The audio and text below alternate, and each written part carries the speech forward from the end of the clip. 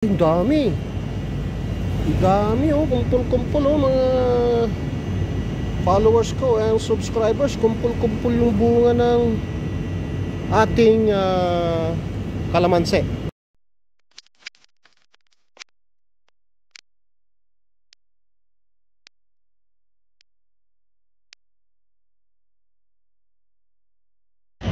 So ito, may bulaklak na pala yung ating, ayun oh, may bulaklak na yung ating malunggay.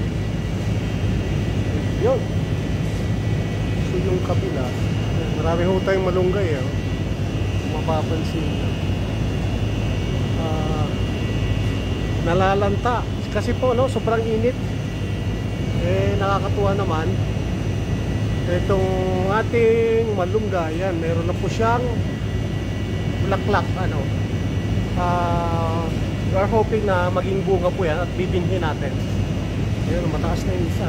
Ito saka pala, isa lang pala ito. So ito, nagraran na po ng 4 years mahigit itong ano na to, malunggay. Ayan, so marami pa tayong malunggay dyan. Basil, ang dami nating basil oh. Basil. So ang hirap po ngayon oh, mag-alaga ng halaman oh. Dahil nga po sa El Nino, nalalanta yung ating mga tanim. So buti nga po naka-recover po tong isa na yan. Ayan. Yung malunggay na yan, naka-recover. Hirap. Mahirap mag-alaga ng halaman, lalo na't may El Nino. So ayan. Kita nyo, nagpa-brown. Ito yung sa nating malunggay na puno. Ito ang problem pa rin. Ayan, yun pa rin. Yun pa rin yung problema nating aphids. Hindi makaalagwa yung ating mga malunggay. So kumusta naman tong mga, ay dami.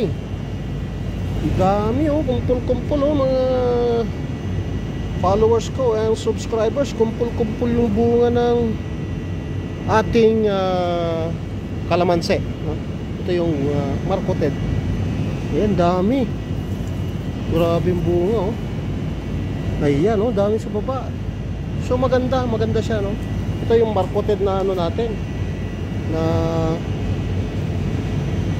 kalamansi. Ayan. Salamat sa Diyos oh, kahit sa baba may mga bunga. So ito po yung ginagawa nating ano, experiment itong kalamansi na to. Kung mapapansin nyo, timba lang po yan no? Timba lang. Ayan, ayan. So malaki na to. Tinanggal natin yung shooters dito. May tumubo, pinutol ko na kasi po hindi po yun mamumunga. Ayan oh. Ayan, may bunga sa hanggang sa baba, may bunga oh. Ayan. Galing. Ganda, ganda. So anyway, nakabawi ito. Itong isa na malunggay. Grabe. Ayan o. Susunod na araw na po yan, magyayelo na yung mga dahon niya. Kasi po, kinulang siya sa tubig. Ayan o. Kinulang sa tubig. Ayan, kulang. So hindi siya ganong nabasa pala.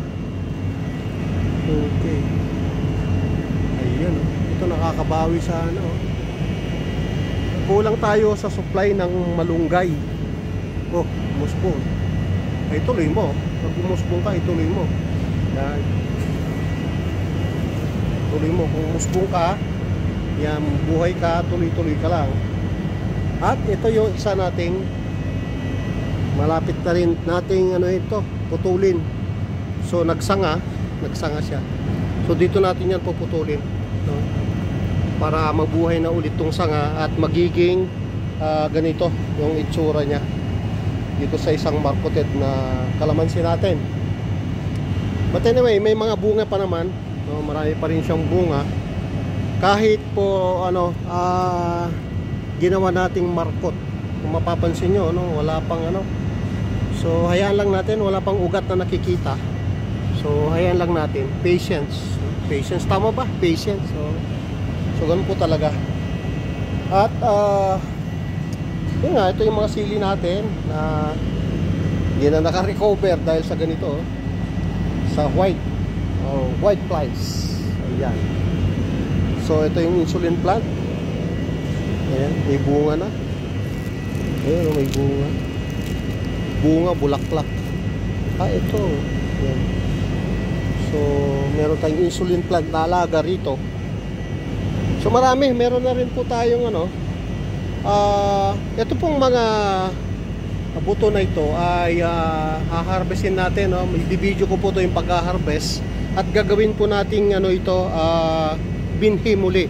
Kasi ito po ay puno, no? Puno from seeds, ito seeds na to.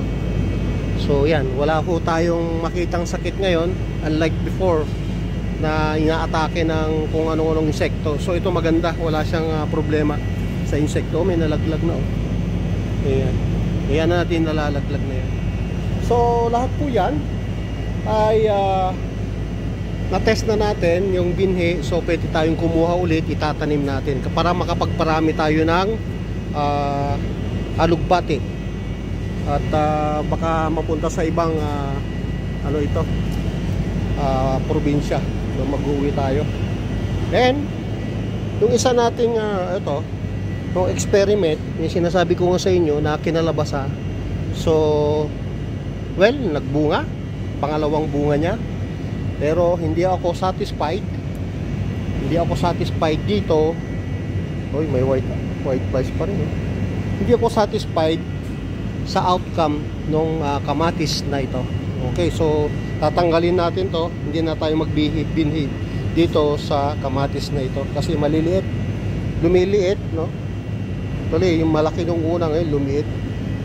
I don't know why, pero doon sa natin, obserbasyon, nagbubulaklak, wala namang masyadong binubunga.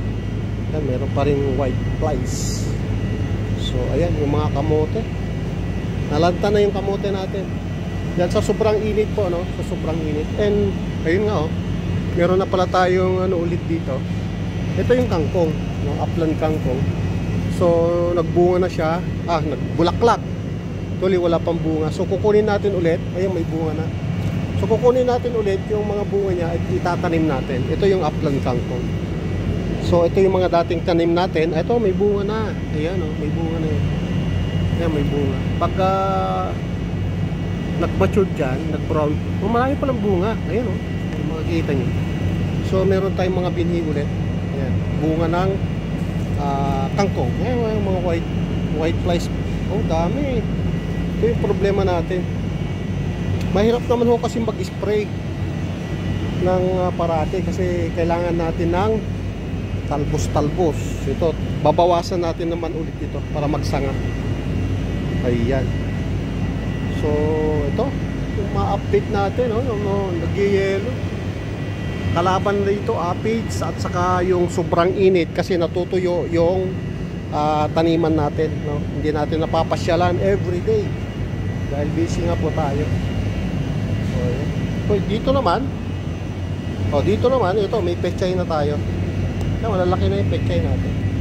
So walang abono po yan, no? Yung soil amendments ko maganda. So wala na to. Patayin na natin itong kamatis na yun. So meron tayo ulit, no? Next week pwede yung ihalo na to sa sa